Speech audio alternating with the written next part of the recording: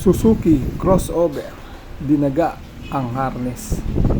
Maulang umaga mga brad. Tag-ulan na naman kaya uso na naman ang ngat-ngat ng daga. For awareness lang mga brad. Sa umaga, pag ayaw na mag-start ng motor nyo, tumuwad lang kayo at silipin sa ilalim. Yan na nangyari rito. Nadali ang mga wire niya, lalim ng upuan niya. Nagtaka siya kung bakit ayaw na mag-start. Kung pala ang salarin, ang daga. Ayan, ngat-ngat ang mga wire. Kaya busog ang daga. Kaya yun mga brad, mag-ingat. At ayaw mag-start, huwag nang pilitin. Pamangyari sa iyo ito, doble sira. Karon ng shorted ng wire niya. Kaya toss gas malala si customer. Mabuti na lang nagawan natin ang paraan ng harness. Kaya happy pa rin si customer. Hindi na siya magpapalit ng harness. Kaya muling nagpapaalala, basta't tag-ulan, paggising ng umaga at ayaw na mag-start, tumuwad na, silipin, baka ikaw ay nadaga.